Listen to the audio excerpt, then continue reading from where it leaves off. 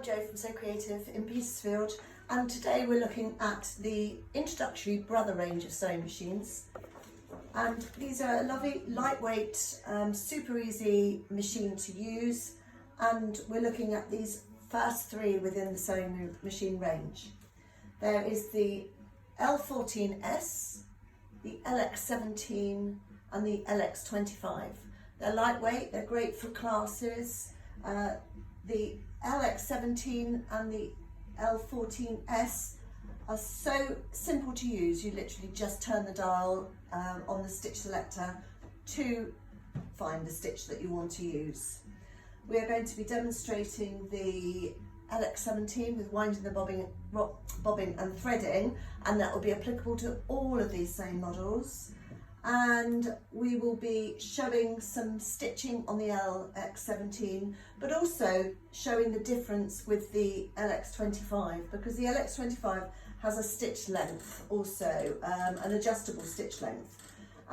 So we will look in this video about how you access the stitches and what makes it a little bit different from using the LX17 and the L14S. This is the LX17. And it's a lovely little machine. When you take it out of the box, it's got perfect packaging, as is always with Brother. There'll be lots of little blue bits of sellotape all over holding it together during transit. So take all of those bits off first. Here is the sleeve arm, and in there you'll find your pouch of little bits and pieces. So there'll be extra needles, bobbins, etc., and little screwdrivers, so try not to lose those. They don't necessarily look like a screwdriver, but that's a screwdriver. So this enables you to get underneath here if you needed to take the plate off. We've got a pole here for your thread, and the stitch selector is here with all of the numbers representing the different stitches available. The sleeve arm just slides on. Lovely with Brother, they've all got these QR codes, so if you find yourself a bit stuck or wanting to know some information, it's also useful for you to register your machine. It's got a 4-step buttonhole, but we're not going to go through that today. We're just going to go through and access all of these stitches. We're going to show you how to thread your machine up, wind a bobbin, which we're going to do first, and do some practice stitches. It's got a little thread cutter here at the side. And another thing I'd like to introduce you to, which is again typical of Brother, is the little lip on the hand wheel. That's a very useful little tool, because when your hand wheel is at 12 o'clock with this lip, it's a perfect position for threading, and your needle is in the upright position. So this helps you when it finishes a stitch to enable you to get your hand wheel back up to that position. And when you move your hand wheel, you always move it towards you, never away from you. I'm going to start to show you how to wind a bobbin, but we need to switch it on at the side. Switches on like that, the light comes on. Pull up the vertical thread stand, and always use a good quality thread. I'm just making the hole in the top there. This is going to sit on like so, with the thread coming behind. It actually shows you on here how to what to follow for winding the bobbin. So we're going to use the dotted line, so the thread comes under here and kind of goes like a figure of 8, like so, into the tension disc. This step is only used for winding the bobbin, never for anything else. And I can feel now there's a bit of tension in our thread. If it doesn't go through there, you're going to end up with a very loosely wound bobbin, which is what you don't want. Once you've got to this stage, there's some little holes in the bobbin, and only use Brother bobbins. So you get, I think, 3 bobbins with your machine. And we're taking the thread from the inside and then popping it like that. So I'm going to hold this thread. I've got the thread that comes, it's nice and flat from that tension up underneath and through the top. So you just need a little bit of thread here to hold on to. Next thing I can do is push the bobbin over to the bobbin winding stopper. In theory, now all we need to do is just put my foot on the foot pedal. I'm just going to hold onto this thread for a few rotations, like so. Now what I can do, what I don't want to do is this thread to go and get caught in the bobbin. So I'm just going to cut it off there, and now I can carry on and wind my bobbin. Now you'll notice when it winds, it goes nicely up and down, and that's because it's in this bobbin winding tension.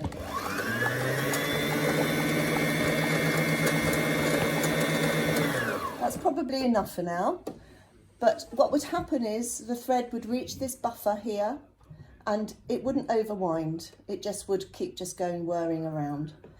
Try not to wind bobbin thread, different colour bobbin thread onto different colour bobbins, because it will affect your stitches. So I only need a little bit of bobbin thread for what we're doing, and that's enough. So I now need to bring it over and pull it up like that. I'm just going to get rid of that little tail because I don't need that. And then cut the bobbin thread. To open the bobbin cover, we've got some little grid or grip lines here on the plastic. So we'll just pull it towards us, and then this little plate comes off like that. And we're going to pop the bobbin in as a letter P for perfect. So as opposed to a Q for not quite right, it must drop in anti-clockwise as a P for perfect. It also shows you a little diagram here as to how it should be. So there's a whole lot of things in this. I'm going to pop the bobbin in, and now it needs to go into the bobbin tension, and you can't really see it, but you have to get it in there. So I'm holding this thread slightly over to my right. I'm going to put my finger on to stop the bobbin moving, and I'm going to just move the thread over to the left, and I now can feel that that is in tension. So it's a bit more difficult to pull.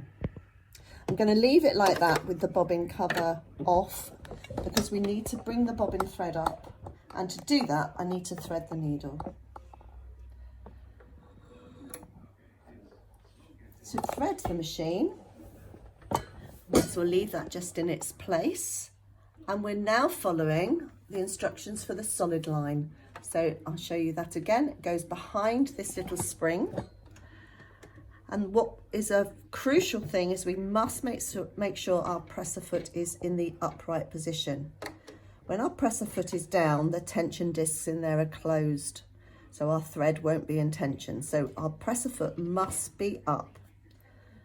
Now this thread comes down through here, and you'll see the numbers 1, 2, 3, and number 4 is a swoop around from right to left. So my thread is going around, and you can feel it's been taken up in this take up lever. Again, if you've got problems with loose stitches underneath, or it's getting all mixed up underneath, it will be because it's not gone into that take up lever. So that's a crucial part. I can feel it has, because otherwise it would be all floppy down here. So that's all gone through. Down to number 5, and then there's a little thread guide at the top of the needle. So I'm going to just scoop it round there, and that's that all threaded bar the needle. This machine doesn't have a needle threader. I find a little piece of white card or paper behind the needle helps to show the eye of the needle.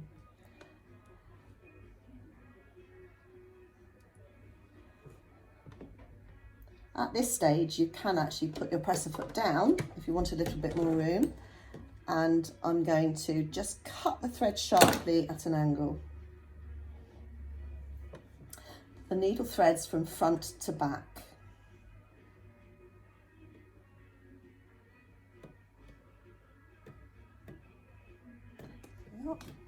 And then we pull the thread from behind, making sure it doesn't get knotted around that needle. So that's quite crucial as well. I'm going to lift the presser foot now, because I want to get this bobbin thread up. So I'm holding this thread very lightly. I'm going to use my hand wheel towards me, and I'm going to give it a full rotation. What's going to happen is this needle is going to go down into the bobbin area. Just use my scissors to pull the loop of the bobbin thread. So now I've got two threads, the bobbin thread here and the top thread. And what I'm going to do is pop them both through the hole in the foot and take them both out to 12 o'clock, so I'm ready to sew. That's it, we're all threaded. So functions on this machine, we've got a reverse button here. In a moment I'm going to do a few stitches to test it, and we'll do a reverse button. To make the machine go into reverse, you have to hold it right down, and whilst doing so it changes the direction of the motor and it will go backwards, and then you let go. And we'll go through some of these various stitches. To sew, I'm going to make sure that the feed dogs are covered with our fabric and we can see the fabric through the little hole in the needle, in the foot. We need to engage our tension. By doing so, we put our presser foot down and hold that. I'm on stitch number 2, which is a very short straight stitch. So what you have to do is to have a think about what the fabric is that you're using. So this is a calico, so it's a thicker fabric than a normal cotton. So if we've got a very tiny stitch and then we've got a slightly longer stitch, very longer. Oh, actually number 7 is with the needle over to the left, but these are our stitch lengths for a straight stitch. So you must think about what you're sewing, because if you were sewing a very thick coat, for instance, and you were selecting stitch number 2, it wouldn't move, the feed dogs wouldn't move the thickness of the coat through.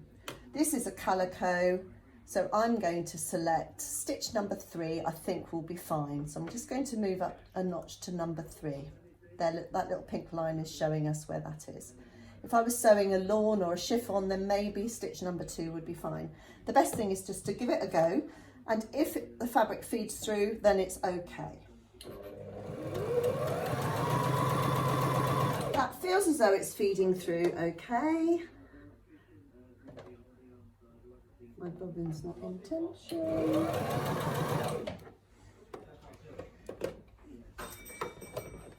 Well, this is a good start actually. Oh yes, no, I thought for a moment my bobbin wasn't in tension. I was going to show you what we would have had is knobbly stitches up above if the bobbin wasn't in tension, but it is.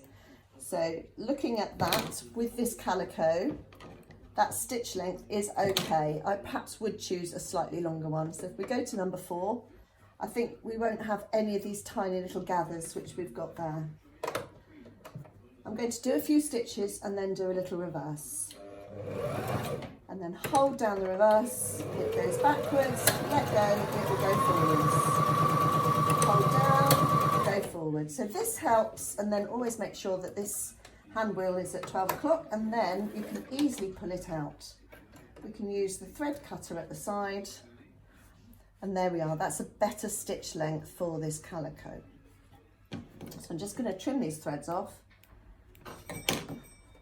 Let's have a look at a zigzag. So for 8, 9 and 10 we've got small, medium and large zigzags. So go to 8. The other thing to remember when you're changing your stitch selector is to make sure that your needle is up, because I don't know if you can see your needle moving, it moves when you go through various stitches, and that would then bend in the fabric. So always make sure your needle is up. I'm going to go with number 9.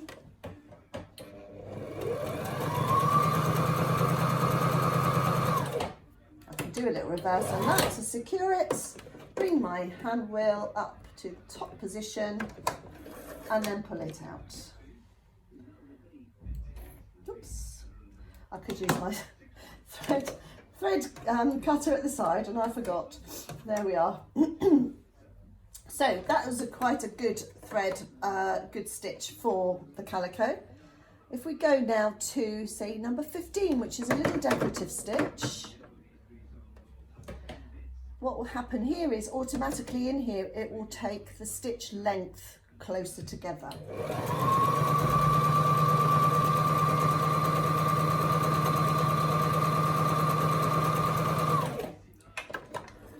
We don't have any way with this machine to make the stitch length any closer, but we've got a fairly decent little crescent stitches. In a minute when I show you the LX25, we may get a more definite stitch of the crescent. But that's basically it. That's how we use the L14S and the LX17. The same sort of way. There's lots of information by using your QR code as well. I'm now going to show you the differences between the LX17 and the LX25. Now this is the LX25. So we've got 25 stitches and an awful lot of other decorative stitches. I will show you how to access these stretch stitches because they are showing in the middle of the stitch selector bar. So how on earth do you get to there? I'm going to look at, first of all, what we've just done with that one, which was number 10. So let's finish off where we started. If I go to number 10 on this one and don't change anything else, it's the same crescent shape, but actually it looks nothing like what we've just done. I can show you. Well, that doesn't look anything like that, does it? And the reason for that is because we can now adjust our stitch length, and our stitch length button is up here. Because at the moment we're on a standard stitch length for a straight stitch, which is 2.5 to 3. So I need to bring these stitches a lot closer together. You see that? So they have to be close together. So if I bring them down to F, for instance, same number 10, we'll see what happens. And now it's hardly moving because the stitches are really, really close together. Bring the hand wheel up to the top position and out.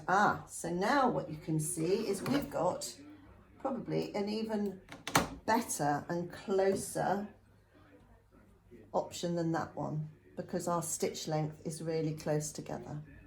That's because we've brought the stitch length down to the F. It can be anywhere amongst there. You just find what you really, how you would like your stitch to look. So for all of these stitches, you have to tell it what stitch length you want. So it won't necessarily look like this unless you change this number here. Okay, so we've looked at the how to make these stitches look like they are on this stitch selector, so by bringing the stitch length closer together when they're like that.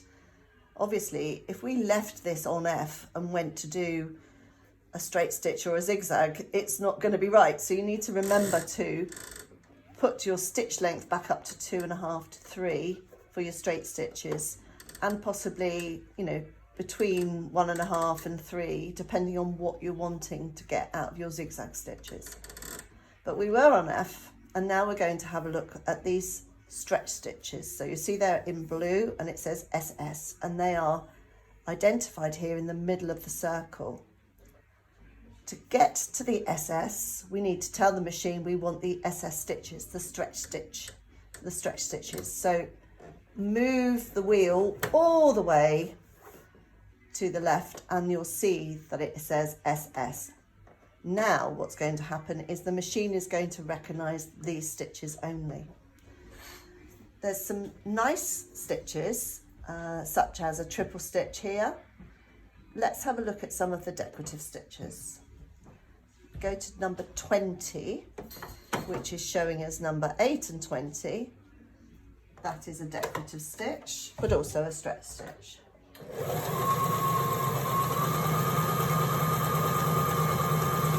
You shouldn't have to, let's always bring the hand wheel back up. You shouldn't have to change anything else, and we don't. That's a really lovely stitch. Always reminds me of little bird feet in the snow. That's number 20. Another one, 24.